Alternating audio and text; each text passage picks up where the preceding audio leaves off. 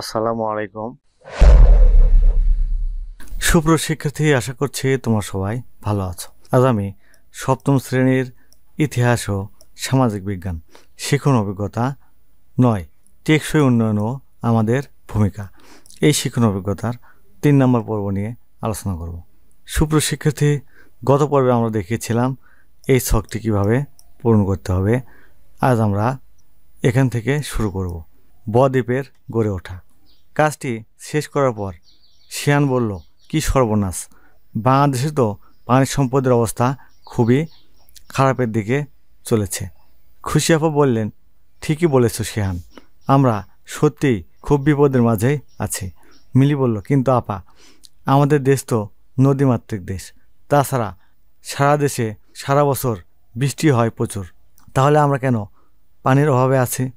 আনোয়ার সিং বলল, আপা, আমরা ষষ্ঠ শ্রেণীতে জেনেছিলাম বাংলাদেশ হলো বঙ্গীয় বদ্বীপের প্রধান অংশ, যা গঠিত হয় নদীর দ্বারা। তাহলে তো আমাদের পানির প্রাচুর্য থাকার কথা ছিল, কিন্তু তা না হয়ে সংকটপূর্ণ হয়ে গেল কেন? খুশি আপা বললেন, তোমাদের সব প্রশ্নের উত্তর খোঁজার জন্য আমাদের আগে জানতে হবে কিভাবে বদ্বীপ গঠিত হয়। চলো আমরা কিছু কাজের মাধ্যমে দেখে নিই কীভাবে বদ্বীপ গড়ে ওঠে এবং বাংলাদেশ নামক বদ্বীপ কী কী সমস্যায় পড়তে চলেছে। প্রথমে আমরা একটি পরীক্ষণের মাধ্যমে বদ্বীপ কীভাবে গড়ে ওঠে সেটা দেখব। দেখো, এখানে যে উপকরণের প্রয়োজন হবে সেটা হচ্ছে বালি, পানি, টেবিল বা অ্যালুমিনিয়ামের ট্রে। পদ্ধতি: একটি টেবিল বা একটি অ্যালুমিনিয়াম ট্রেতে বালুর স্তূপ তৈরি করব এবং তা পানি দিয়ে ভিজিয়ে দিব যেন বালুর দানাগুলো একসাথে লেগে থাকে, এবং বালুর স্তরটি কোথাও উঁচু এবং কোথাও সমতল তৈরি করব। এখানে বালি পলিমাটিকে নির্দেশ করে, এখানে যে বালি আছে এটা মনে করো যেটি পলিমাটি। এইভাবে তোমরা স্তূপটি তৈরি করবে।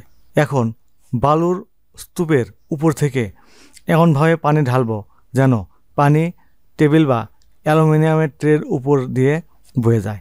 এখানে পানি ঢালতে হবে যেন পানি উপর থেকে নিচ দিকে বয়ে যায়। এখন স্তূপ থেকে পলি ক্ষয়প্রাপ্ত হয় এবং স্তূপের সমতল প্রান্ত বরাবর পানি দ্বারা পলির পরিবহন লক্ষ্য করব। এই স্তূপ থেকে এই পলি অর্থাৎ বালিগুলো কিভাবে ক্ষয়প্রাপ্ত হয় এবং সমতল প্রান্ত বরাবর পানি কিভাবে প্রবাহিত হয় সেটি আমাদের লক্ষ্য করতে হবে। একইভাবে পরীক্ষার পুনরাবৃত্তি করব। কম পানি ঢেলে এবং বেশি পানি ঢেলে পরীক্ষা করতে থাকব এবং লক্ষ্য রাখব কিভাবে বালুর তৈরি ভূমিরূপটির পরিবর্তন হয়। এখানে কম পানি ঢেলে এবং বেশি পানি ঢেলে লক্ষ্য রাখব কিভাবে বালুর তৈরি ভূমিরূপটির পরিবর্তন হয়। পানি একবার বেশি করে ঢালতে হবে এবং একবার কম করে ঢালতে হবে এবং আমাদের সেটি লক্ষ্য রাখতে হবে। ট্রের পানি পড়ার শুরুর স্থান এবং শেষের স্থানের বালুর অবস্থা পর্যবেক্ষণ করব। এই যে পানি পড়ার শুরু স্থান এবং শেষের স্থানের বালুর অবস্থা পর্যবেক্ষণ করতে হবে। এরপর বালুর সাথে কিছু নুড়ি পাথর যুক্ত করে পানির প্রবাহ দিয়ে দেখব কি কি পরিবর্তন হয়। তারপরে শেষ পর্যায়ে আমরা এই বালির সাথে কিছু ছোট ছোট নুড়ি পাথর মিক্সড করব, করে তারপর আবার পানি প্রবাহিত করে দেখব যে কী ধরনের পরিবর্তন হয়। এরপর পরীক্ষণের ফলাফল আমরা পরের পৃষ্ঠার ছকে ছবি এঁকে পূরণ করব।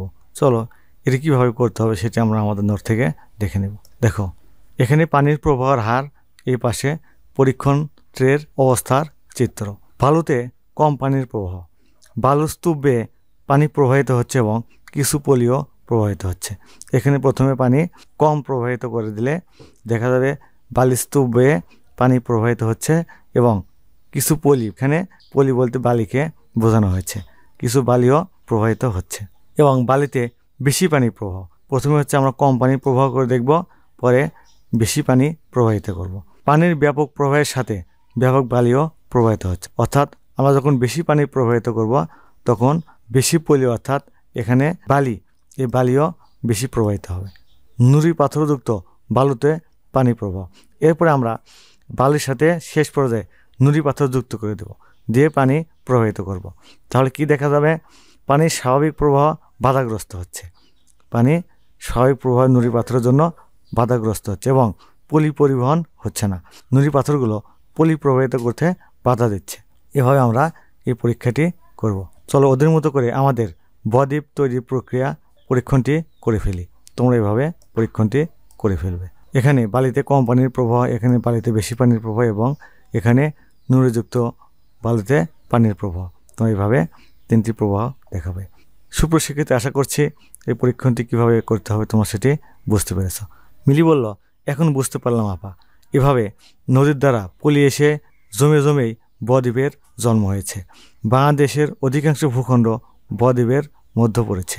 খুশি আপা বললেন, ঠিক তাই মিলি, তবে এটা তৈরি হওয়ার প্রক্রিয়া কিন্তু অনেক দিন ধরেই চলতে থাকে। চলো এখন আমরা আমাদের বাংলাদেশ নামক বদ্বীপের একটি মানচিত্র দেখে এই বদ্বীপে প্রবেশ করা নদীগুলো খুঁজে বের করি। এই নদীগুলো কোন কোন দেশের মধ্য দিয়ে এসেছে তা খুঁজে বের করে লিখি। সুপ্রশিক্ষার্থী, এই নদীগুলো খুঁজে বের করার যে কাজ, এটি আমরা আগামী পর্বে করব। সুপ্রশিক্ষার্থী, তোমরা এখনও যারা আমার চ্যানেলটি সাবস্ক্রাইব করোনি তারা প্লিজ সাবস্ক্রাইব করবে এবং ভিডিওতে লাইক দিয়ে দেবে। আজ তাহলে এখানে শেষ করছি। আল্লাহ হাফেজ।